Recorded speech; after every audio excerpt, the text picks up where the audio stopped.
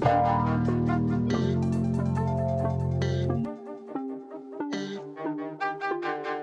to you live from a tiny house somewhere in Ohio is Carter Elliott, and today the Sleepers Podcast, because where Cart goes, I go.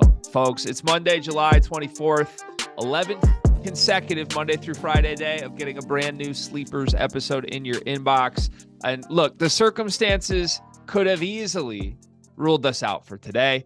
Cart put his head down, said, we're going to do an episode today from the wilderness, from a tiny house. He might not even have internet connection. We don't know, but it's impressive stuff from the big man. We appreciate him today. Cart, I feel like the floor should be yours today. The world is your oyster. How you doing? Where are you, first of all, and what are the vibes like?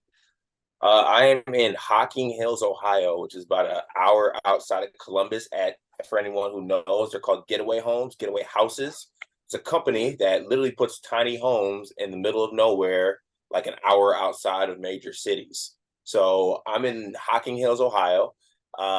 Some good scenery, good nature. Don't know if I'd recommend coming to the city of Hocking Hills. Hocking Hills Walmart is one of the scariest places I've ever set foot into, but this is a case of wanting it. After the debacle of missing my alarm on Friday, I mean, folks, I'm on hotspot right now in the one spot in my getaway home because it doesn't have Wi-Fi that my signal works on my phone. So this is the definition of wanting it.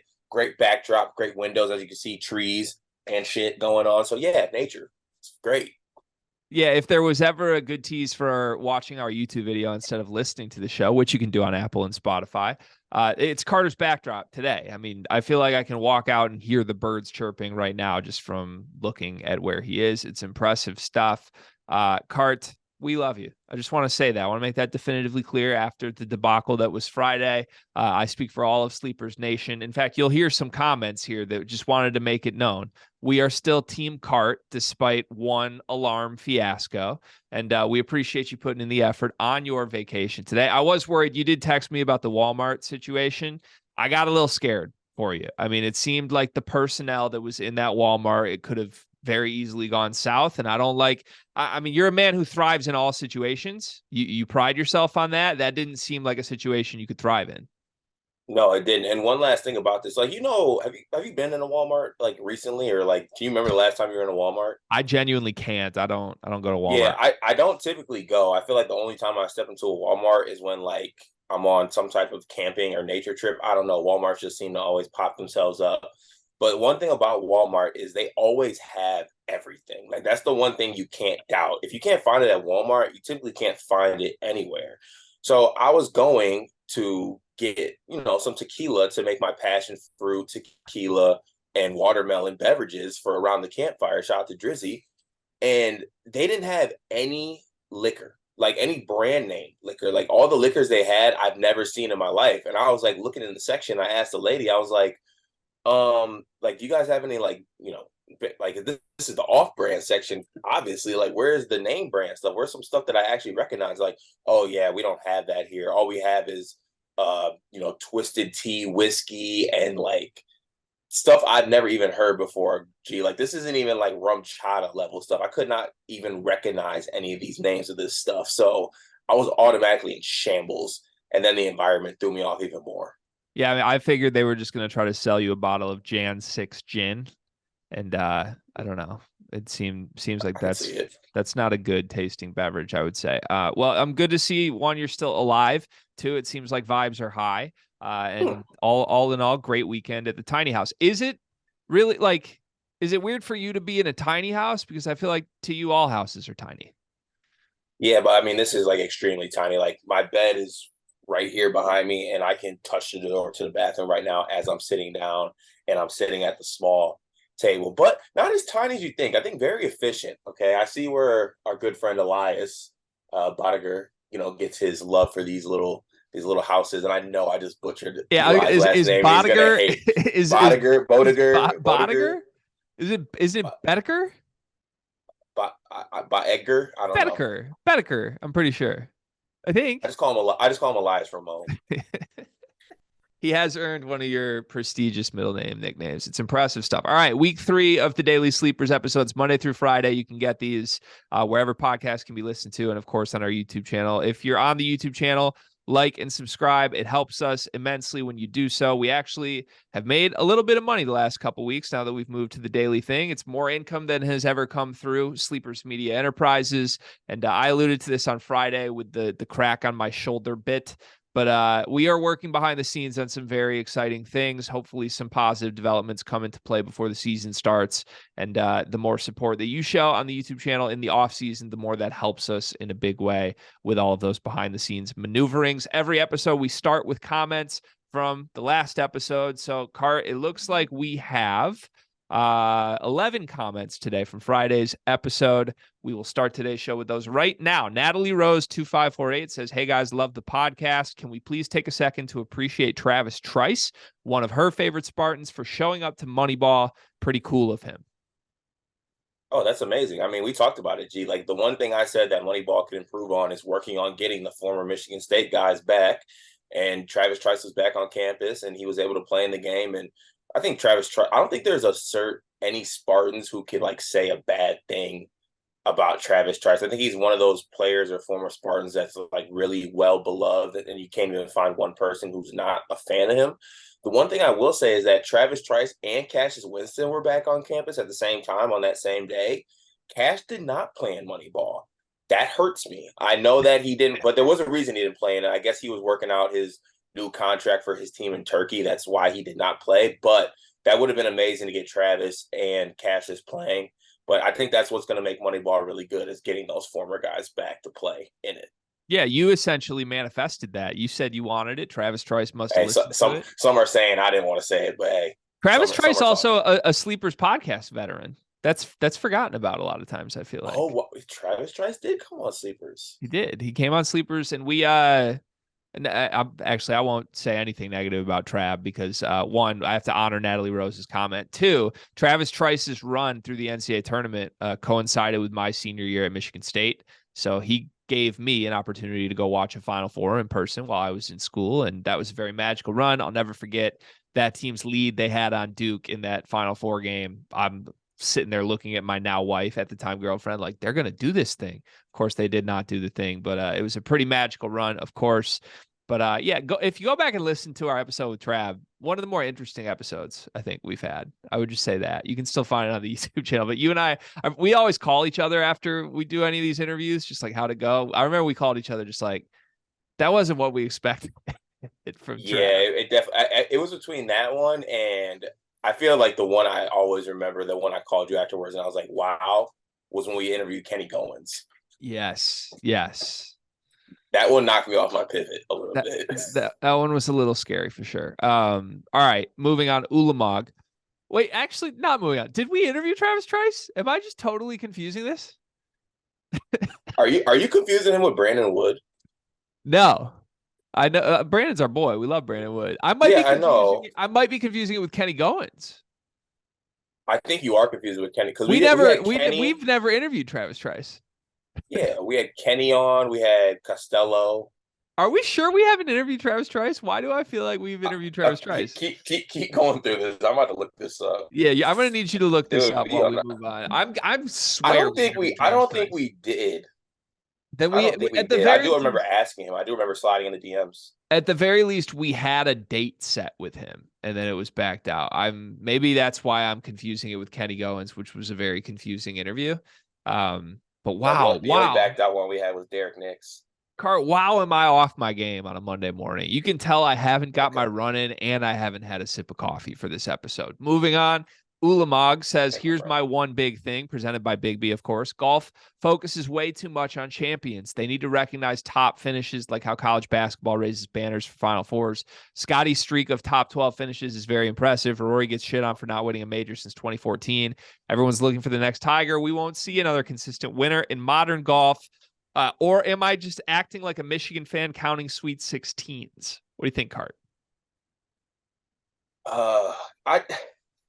Okay, well, he is acting like a Michigan fan counting Sweet 16s. I will say that. That's a fact. But I don't know. Greg, I've told you this because, I don't know. I guess I've I've always watched golf, but I come to you for golf things. Like golf, I feel like golf and tennis are two things that I'm really coming to you for to seek guidance and advice. And comments that were said by me was, okay, Scotty is the best player in the world. The best. Like he's number one. But he's like the worst putter. Like that just it doesn't align to me and it ruins it for me. And I don't even want to talk about how my Sunday was ruined yesterday. I know we're gonna talk about that later in this episode, but yeah, I don't know. Golf is just weird to me. It's weird to me as far as how the top players maybe don't dominate as much as they should, or like getting a top five is dominating, but not as much like winning, if that makes sense. Like actually winning the whole thing. Yeah, we have a whole segment dedicated that we'll get to very shortly on my general thoughts on should we like honor non-wins or something like that. My stance in general in golf is very hard. Obviously, it's one of the more Yeah. difficult games to be dominant in, though. Like even I feel like most other sports, like if you're the best player in the world, you can just win individual matchups more often than not. Golf's not like that. Like you can be the best player in the world and miss a cut like that. That happens unless you're Tiger Woods. I don't believe that they should recognize finishes or at least like not honor it. Maybe they should keep a record of it more. Like maybe when they pull up like a little banner during a tournament, it's like Scotty Scheffler, last win here. Like let's have a column for wins, top fives, top 10. I'm fine with all that, especially with the majors. I would argue maybe it's just like cuts made and then top tens and then wins. But in general, I think wins are what matters. And more thoughts on that in general, Ulama. Good question. Good comment. We did interview Travis Trice on Unscripted. There it is. I knew it happened once. Yeah, I am confusing the vibes of it with the Kenny Goins one though, but still weird. No, Interview. I might go back and listen, but I think it has something to do with at the time. This might have been when Michigan State was like 18-1, but like the schedule wasn't that tough. And you were kind of drilling him with some hard questions, and he was like, "Oh, Michigan State's best team in the country," or like, or some players are the best guard in the country, and something like that. And it just, I think you could visually see it eating at you. I'll have to watch it back and see though, but I think that was it. But I do remember it being not bad. It was just like, I don't know, it was different. I'm glad that actually happened and I didn't completely manifest that from a dream into reality. Noah Bonema 9736, hope I didn't botch that pronunciation, says, do you think Jackson Kohler will ever be a good Big Ten center? Personally, I could see him being a good back to the basket player eventually, but I don't think there's any chance of him being a decent rebounder or defender. What do you think? Yeah, I really, I don't know. I think it's a little bit tough to say he won't be a decent. A decent is not that bad. I could see him being a decent defender. Honestly, I would take decent defender over decent rebounder. I just don't know if he has the ability to use his body enough. When you're undersized center, you got to be able to use like your frame and your wagon to carve out space. And I don't know if Jackson really has that in his game, to be honest with you.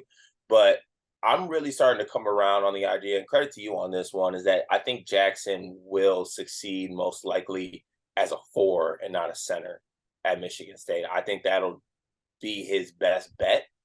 There were some recent Michigan State practice clips came out where we saw a Jeremy Fears drive and kick to the wing for a Jackson Kohler three, which got the masses a little bit excited. But I think Jackson's best situation will be him as a stretch four instead of a undersized five. If I don't know if you're on the same page with me on that one or not. Yeah, I think to share your sentiment and twist Noah's words a little bit, I think Jackson Kohler will be a good Big Ten player. I'm very confident in that. I don't know if it's going to be at the center spot or at the power forward spot or where, but I do feel confident it will end up happening. I do think I'm with you. Like, I think there's a higher chance he becomes a juiced up, bigger, stronger Joey Hauser than there is he becomes like a regular sized Big Ten center. He's just short, man. That's not his fault either. Like he can't grow 4 inches vertically, like just by pressing a button or getting in the weight room. So, if he has a growth spurt, maybe. I still think his post game is going to be very good offensively. And you got to find ways to use that because it's easier to do that at the 5, obviously, than the 4. But he can be a decent rebounder and defender, though, at his size. Like, he can be decent. I don't think that's out of the question. I don't think we have to over dramatize that in a negative way with him. But look, it's a proving year for Jackson. Like if he can't emerge more from that group of three than he did last year, then I think there's fair conversations to be had. Last year, I'm basically willing to throw away because, I don't think any of the three of them looked good, and he needed a year in the weight room very clearly. Moving on, Tristan Freeman says, parentheses, anonymous commentary. Not going to lie, that first 15 minutes was the best chemistry I've seen in podcast history. Could Dump Truck be getting too comfortable at sleepers? Okay. Couple things. One, that was some pretty good chemistry between you and Riley. I can't lie, but you guys have always had that. That is what it is. Tristan, my good man, love Tristan. Busting brackets, my guy. I just started eating greens and vegetables and water, drinking water within the last year. So I guess he's getting a little too big for his bridges. And also the narrative around my body needs to stop. Okay. Ever since that dude tweeted that, like people have been, sending me peach emojis and referring to my body in a way that makes me feel objectified. And I'm not a fan of it. Okay. So we're just going to go ahead and move on from Tristan's little comment. I'm surprised Tristan had the technological ability to make a YouTube profile. He strikes me as someone with a flip phone who can't do that. You know how I go through waves of like, I'll go a couple weeks at a time of being your biggest fan, both publicly and privately. And then I'll go like a week where I just like try to tear you down from within. Yeah. I'm currently on an upswing of being your biggest fan. Again, I need some people to put some respect on Cart. This man's in the weight room more than any person that I know. The jokes are fair because he takes them and he's one of the funniest people on earth. So you have to joke back with him. But like, let's be real. Like the fact there was a comment on our YouTube section last week of like who would win in a boxing match is ridiculous. You could kill probably 99% of anyone who comments on these videos. And you don't want to see that man. He's a problem. Okay. So Tristan, thanks for the comment. Appreciate the humor there. But to Turny J35's point, he cannot allow Tristan to attack Carter like that. Yeah, he slept in. Yeah, Greg was reliable and he wasn't. Yeah, Greg has a kid and many more responsibilities, but still is on time. Bottom line, Carter and Greg are still the best combo. Don't shortchange him. Both make this work. And it's why we are here, folks. No new hosts or we riot. Thank you, Turny J. I agree with you. I love that. I love that energy, my man. Eat Laughing Stupid 4430 says, love it, fellas. Keep it up. Appreciate you. We will keep it up. Chase T65012 says, what do you think Terrance Reed can/will become as a Wolverine? I'm going to take this first, and then I'll let you chime in. I think Terrance can be an all Big Ten player. I think he can be an all Big Ten player sooner rather than later. I would think by the time he's a junior, the goal should be all Big Ten stuff for him. I think he is one of the best defenders in the conference right now. He's got to prove he can stay on the floor without fouling for 30 minutes. But if he does, the sky is the limit this year. Michigan didn't get a backup center. Conway's going to play backup center. If Terrance Reed can play 35 minutes, I think there's 35 minutes for the taking for him this year. Offensively, he might just be a catch and dunk guy, but he's strong enough. He moves his feet incredibly well. I think he can be a dominant defensive center in the Big Ten. Car, you flipped on Terrace in the past. You made a lot of jokes at his expense in the non-conference and preseason last year. I forget exactly what. I think at one point, wasn't he like Walmart Elton Brand or something to you? No, it was like St. Louis Arch Eddie Curry. Yeah, that's what it was. And then I think you saw Terrance Reed almost single-handedly just monster your front court in the one loss Michigan State had to Michigan this year. And then it seemed like your narrative on Terrace flipped. Well, it changed before he had that monster 6-6 performance. Just because, obviously the jokes are the jokes. Terrace is a heavier set player. He did get into better shape coming into Michigan, but back in his high school days, with Link Academy, he definitely was a heavier gentleman. But what I will say is that, when you watch Terrace play for a man at his size, what he can do as far as moving his feet, because usually when you have players of that size, the first thing that you want to do is like, okay, put that player in the pick and roll. Let's expose him. Let's make him come out and guard and make him move his feet. And that's usually how you attack players of that size. But with Terrace, he really has really good feet and mobility for his size. Like, I'm not saying he's fast, but in short spaces, like, he moves extremely well. And that's the one thing I noticed when watching him. And, he's a player who's extremely strong. which I think will only get better. It's very rare that you see a freshman come into college basketball and be physically ready to dominate. Now, I'm not saying Terrance was dominating games, but just from a physical profile standpoint, he had the physical tools to hold his own in a college basketball game, let alone a Big Ten game, which I consider to be a more physical style of basketball. Let alone a So rivalry game also. let alone Big you Ten really game. want to speak about that game. I'm not even talking Hey, about that game. I'm talking about listen, other games. by But the way, 8 points, 10 rebounds, 3 blocks, 2 steals in 24 yeah, minutes. That wasn't 6 and 6. That was a yeah, hell of a a performance. couple of those rebounds were on his own missed shots. But what I was like I said though, I like Terrance's outlook as far as a player at Michigan. I think he's a guy who's going to be at Michigan also for a good amount of time, as long as he doesn't, for some reason hit the transfer portal or something like that, which I think is the scariest outlook for any of Michigan's good players right now. Like for me, I would be scared that this year goes extremely south and you lose Doug, you lose Terrace. And, tampering is a huge thing in college basketball right now. But as far as just his outlook and what he is as a player, I'm a big Terrance Reed fan. Yeah, it could happen. It would be burn the program down if that happens, and I think that would coincide with Juwan's departure. To be honest with you, yeah, love Terrace. Think he's Xavier Tillman-esque defensively potentially. He has never scored double-digit points in a game, and he shot 40% from the free throw line. He's got a lot of growth to do still, but I love him. Steve Frisbee says Purdue is good, but it's not a lock. By the end of last year, they were showing cracks. Lost 5 of the last 12. 10 of their wins all year were by 5 or less. Favorable now, yes. For sure, no. Also, G Wiz has been a meanie to Cart the last 2 episodes. Owes him an apology.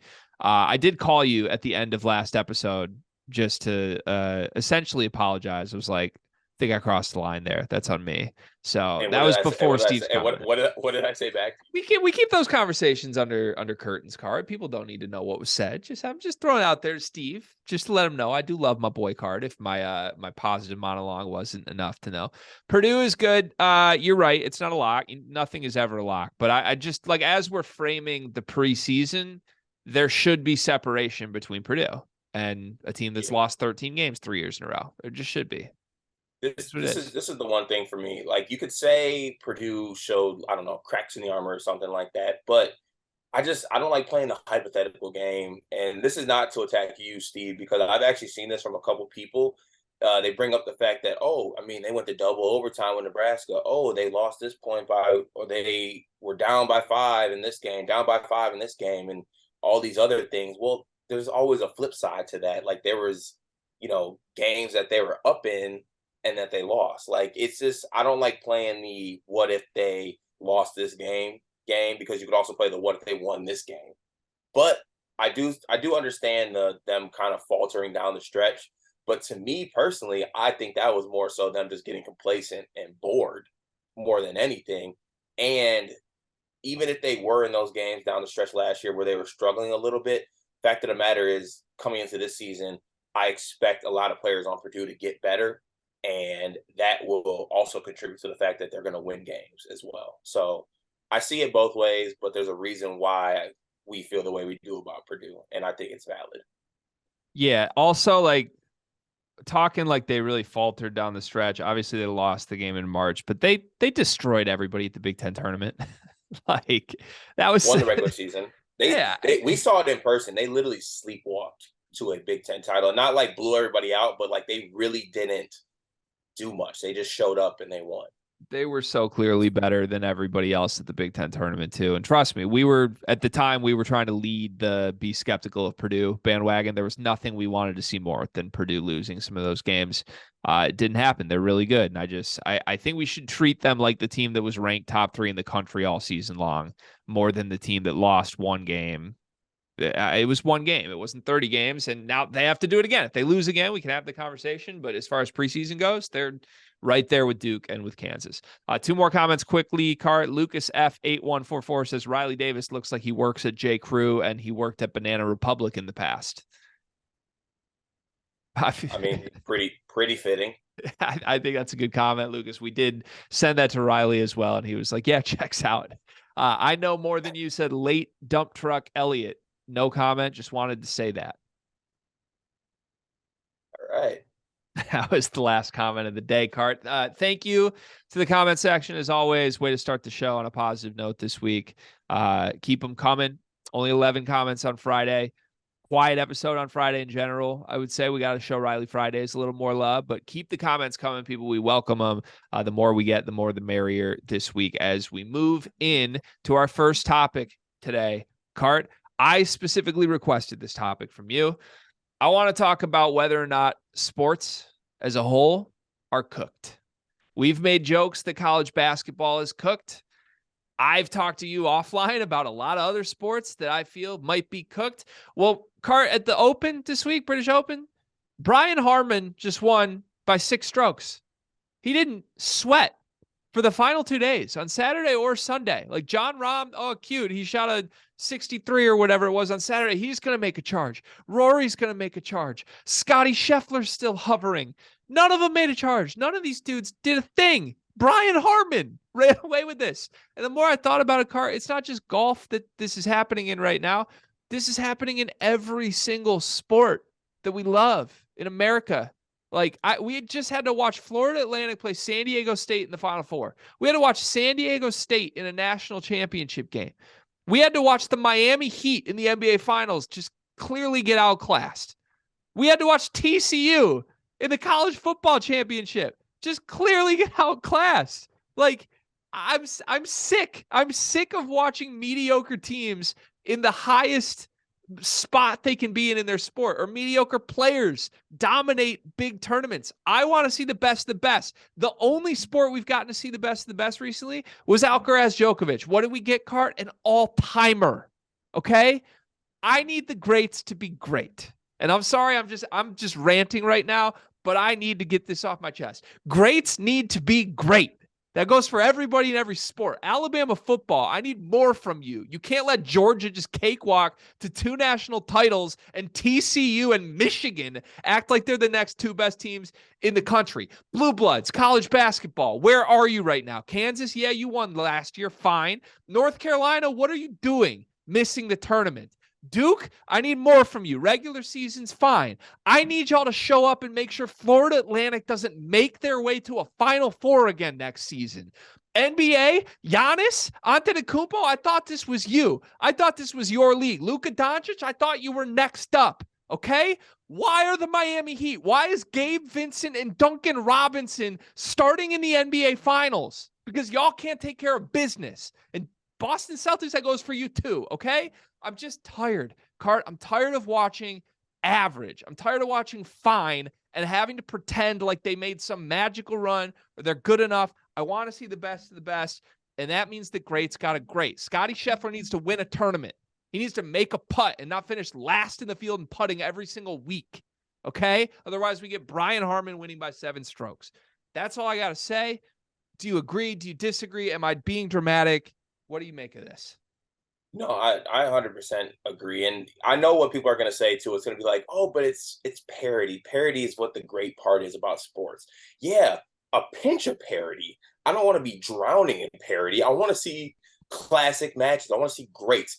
I texted you yesterday in a group chat that we're in, and I had just finished a nice morning nature walk. I had fired up a little morning fire, a little mid-afternoon fire. I had a nice cocktail in my hand, and I was like, I'm ready for a Sunday at the Open.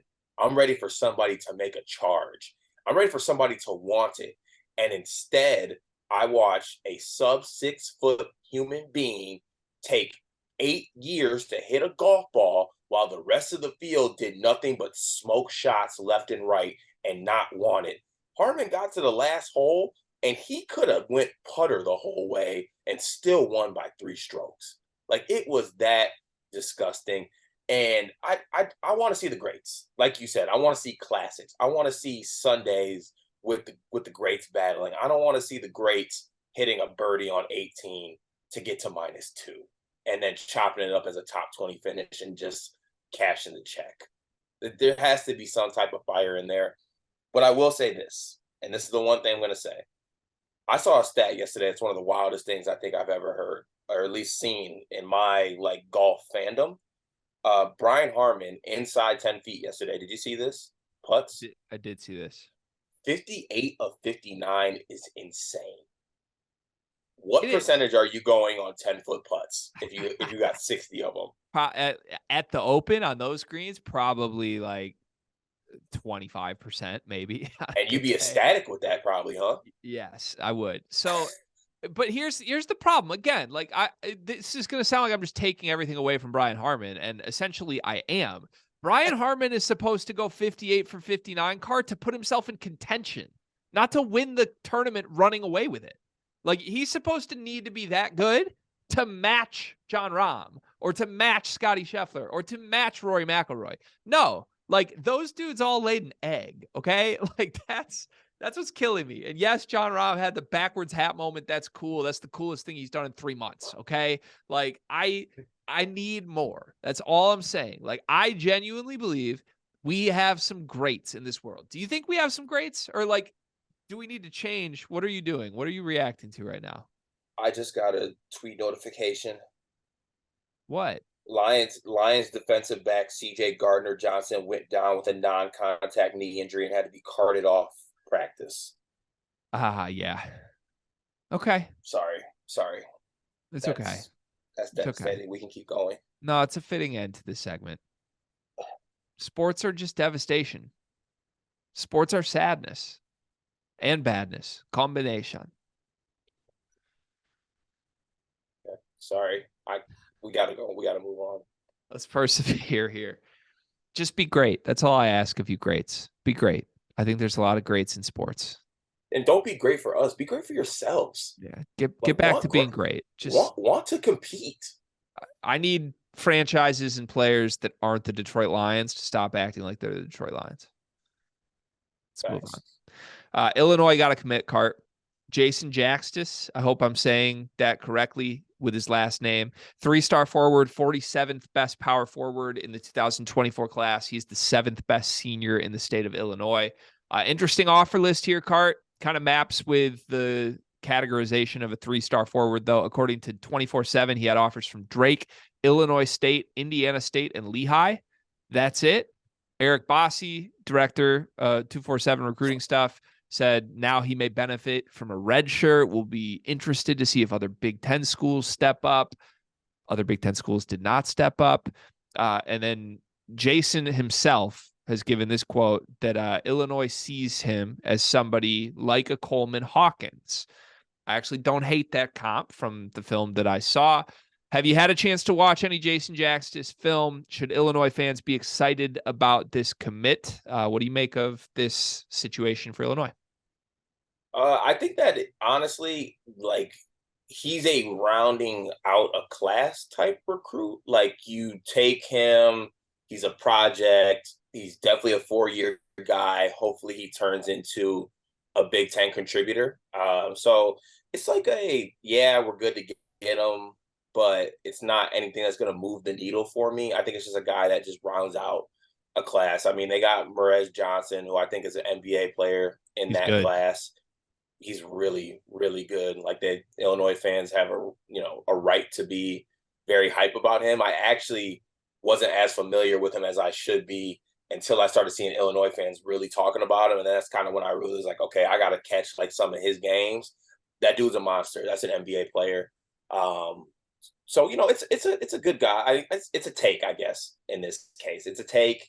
Hopefully he turns into something. If he doesn't, move on. He probably goes to Lehigh or Drake after a year or two. If he turns into something, it's good. It is what it is. But from the tape that I've seen, like he seems like one of the rawest players of all time, and not like raw, like amazing, like literally kind of looks like he just learned to walk at sometimes, but very skilled, I will say. So, I guess we'll kind of see what they got with him. I like the tape. Are you shocked by that? I actually really liked what I saw. I am a little shocked that you like the tape. Yeah, I feel like I've made myself notorious at this point on a string of sort of just negative comments on almost everything Illinois has done this offseason. I really didn't like their offseason. And I did not expect when I see, 3-star forward commits to Illinois. Like I did not go into that being like, this is a positive development. What I will say from watching the tape, I see upside there. I do. I think he can shoot it a little bit. I think he looks pretty fluid. He definitely needs to tighten up and refine almost everything he does offensively on the court. Like raw is definitely a word you could use. It just seems not even like out of control, but it just seems like there's not a lot of like fluidity or like direction with what he's trying to do. But when it works, it's like, oh, that was eye popping. Like he can get up, he can finish at the rim. I mean, like you said, it's not to cut you off. Like you see, he's like probably what Coleman Hawkins was before Coleman Hawkins put it together. Like he's just putting it together later than Coleman Hawkins. I guess if that's the comp you're going The interesting thing to me, I've made this comp with Coleman before, and this is who I see when I watch Jason Jackson's tape. I see a younger DJ Wilson in Jason Jackson's tape. And Coleman and DJ was a comp I made quite a bit early in Coleman's career. Now, I think Coleman has become a much better college basketball player than DJ Wilson ever was, although DJ did get taken in the draft after really one season at Michigan, whereas Coleman, I don't think, has the draft ceiling that DJ did. Anyways, long story short, like that's sort of like the stretch 4. Could you play him at a stretch 5? Yeah. Like he's skilled, he can shoot it, he can block some shots, he can finish at the rim, but never like I don't think you ever envision Coleman even or DJ Wilson being like your best player. But if he's a guy who's like your 4th, 5th best player on the floor, that's usually a pretty good team. Jaxtis, I think he has a long way to go to get there, but that is what I could see from him as like an upperclassman. Like, is he like the 4th, 5th option on a good team? Yeah, I think I could see that happening.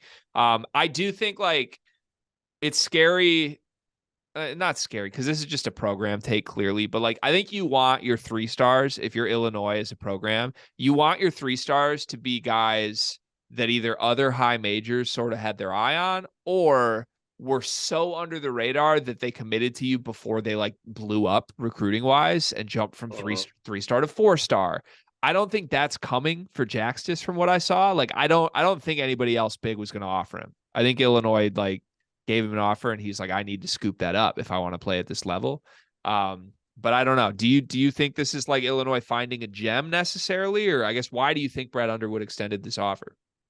I think that Brad does think he found a gem.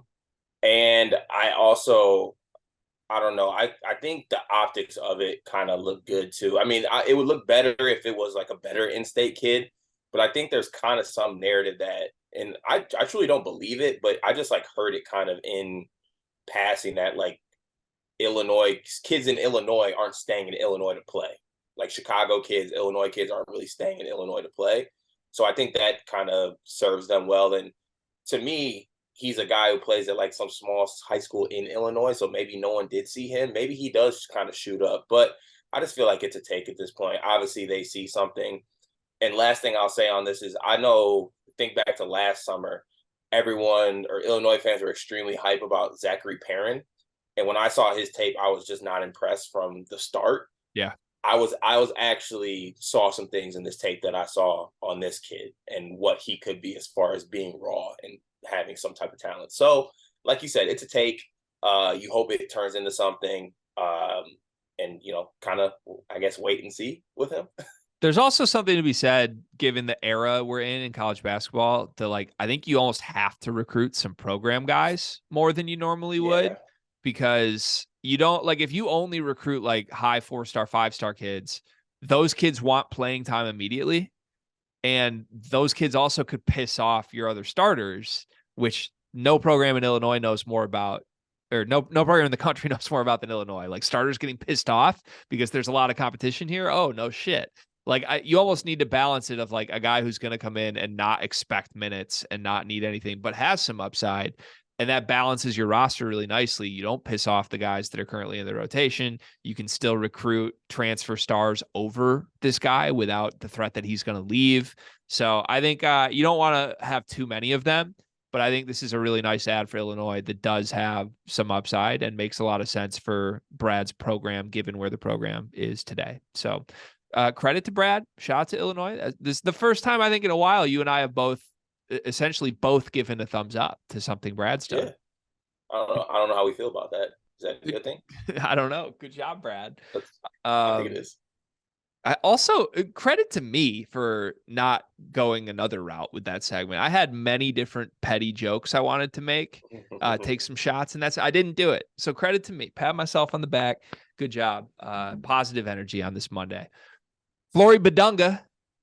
I'm very confused on this kid. Cart, can we talk about it? First of all, am I saying Bidunga correct? Bidunga. That's how I pronounce it. So I don't know. So if that's he has the greatest nickname then in college basketball already, right? Like Bidunga Dunks. That ends right. That's the last time I want to hear that. He's Bidunga Dunks. Like Greg. That is the last time I want to hear that. Flory Bidunga, aka Bidunga Dunks, is the number one center in this class. That's insane. It's a great nickname. He's the number one center in this class, and he's good, right? Like you love the tape on Flory. Yeah, I do. I think he's a monster. He'll be a dominant center in college basketball. I think he's an NBA center. He's one of those like scratching the surface type guys too. Like he just started playing basketball a little while ago, and he dunks everything. He catches everything. He's extremely strong, extremely mobile. Everything about him screams like he could be a dominant college center. If he's able to stretch the floor, then it becomes like we're looking at a NBA superstar type player. Don't know if he'll be able to do that, but I think that's part of his game he needs to work on. But he's extremely dominant. Michigan State was in on him for a long, long time. He's a Kokomo, Indiana kid, I want to believe. That's what he is. Yeah, I know he's an Indiana kid. I believe Kokomo High School. Michigan State was in on him. Did not stack up with the other big dogs. Or the Shame. other couple of big Shame. dogs. No, big dogs was right. You're right. They're definitely levels to the big dogs. I was referring to Duke and Kansas, I believe, in this situation. And Auburn and Michigan, who are the Final Four for Bidunga Dunks. Is it Indiana in there? I'm sorry, didn't you? No, it's Duke, Kansas, Michigan, and Auburn are his Final Four. I thought Indiana was in there. Oh. No, those are the Final Four. Let me just reset this with Flory, because great player, super talent, gonna be awesome in college wherever he goes for a year. I am annoyed with this recruitment, as I'm annoyed with 90% of what's happening in college basketball everywhere right now. But like, nobody knows what's happening in this recruitment, and everybody's acting like they know what's happening in this recruitment, and it's really frustrating me. Like, we got reports on Friday that a decision could come this weekend, and then by the end of the weekend, it was, well, this is dragging out. It might be another month or so. If you ask Duke insiders, they think they lead. If you ask Kansas insiders, they think they lead. If you ask Michigan insiders, they think it's down to them and Kansas. If you ask Auburn insiders, I don't know what they say, because I don't even know if Auburn has insiders, but I would assume that Auburn says it's between them and Duke. The point is, nobody knows, and nobody's willing to just say that nobody knows. Like, everybody's trying to present like they have access to information with Flory Bidunga that they don't have. Nobody knows when this kid's going to commit. Nobody knows if it's going to be in 24 hours or if it's going to be in 24 weeks. Like, none of this makes sense to me. The one thing I will say I feel extremely confident in, I don't think there's a chance that Michigan wins this recruitment. They're not going to win it because they're not going to win it based off that recruitment picture that Flory took. Have you seen that? I have. Where it's Jawan and the staff, and Flory has the football jersey on, and they're spinning the football and warming their hands. They immediately lost the recruitment battle when I saw that picture. I'm sorry. Hey, Michigan football's back up, though. At least it's better than when they were doing that when Devin Gardner was at quarterback. That's true. Well, I consider ourselves people who hear things in ramblings. And do you have a lean for Flory? Because to me, I don't. At least what I've heard is it's going to be an Adidas school because he's an Adidas kid. What I've heard is everything. That's why. But I'm trying to, if I'm an insider, if I have access to inside information, let me be the first insider on earth that's just honest enough to say nobody knows. Okay. Nobody knows, because some people say it's obviously Adidas and their strong ties. And then some people say the ties are meaningless in this recruitment. Like, that's literally, those two reports came through last week at the same time. So I don't think anybody knows. Here's where I would base my opinion that I don't think Michigan has a chance in this recruitment, though. The common thread of the last couple of years of Juwan Howard has been that the Michigan staff or somebody involved in the program keeps leaking that Michigan has a great chance and believes they lead. Like, the talk inside the walls in that locker room is they believe they lead for commitments that they don't even have a real chance in. That's been the case for all of last cycle. Isaiah Collier, hello, into all of this cycle. Okay. Like, look no further than multiple people who love to go on Twitter and say this will be over in the next 24 hours. And then it's not. I mean, Jose Perez, bye-bye. So I am frustrated because no one anywhere nationally is reporting that Michigan has a chance in this recruitment, but Michigan insiders are reporting that Michigan is in it with Kansas. Like, it's just really frustrating to me as a fan to feel like the people that cover this program the closest are misleading the fan base. So I have no access to information. I've heard all the same things everybody else has heard, but I'm willing to say I don't think Michigan has a chance on Flory, and that's my personal opinion and nothing more than that. If you guys do get Flory, are you back? No. No. I mean, like, what's back? Like Back in the tournament? Back in a sense that he plays the same position as Terrance Reed, and those two can't play together, but you want to try to play them together? It's Twin Towers. Back. Like, it would be a great ad, right? I mean, like, you feel good about a roster that has Doug McDaniel and Terrance and Flory on it. Anytime you add, like, who cares about a fit? Like, you're adding the best player, one of the best players in the class. I do think, like, this Michigan core is promising, even if they're not great. Like, Doug McDaniel, Terrance Reed, and Amari Burnett each have 3 years of eligibility remaining. Are you considering Yo-Yo in that core, or no? Not until he plays. Not until he makes a shot from the floor that is not a 3-pointer. Okay. Is Cheddar a part of the core? Where at his ranch or for Michigan basketball? Like, his ranch. He's definitely a core part of the whoever's taking the ecosystem. Yeah, I mean, there's a lot of cows that really depend on Will. Look, there's 3 players I care about on this roster card. Okay, I named them: Terrace, Namari, Doug. If you add Flory to that, he's the best player. He's the most talented guy. He's redundant to Terrance Reed. To your point earlier in the episode, maybe Terrance Reed gets pissed and leaves if they add Flory Bidunga. I don't know. But if I can get Doug McDaniel and Bidunga Dunks on the same roster for 4 months, that would be really fun. Doug and Bidunga. Like, it's a tongue twister. Bidunga Dougs? Okay. Doug and Bidunga Dunks? Okay. I don't know. They're not gonna get it, so let's just move on. He's gonna go to Kansas. One big thing. Let's end the episode on that. All right, my one big thing. Presented by Big B. Presented by Big B. Of course. Come on. Don't do that to me. I actually stopped in at Big B on the way home. I'm about to get a teddy bear, iced teddy bear, 20 ounce. Can't wait.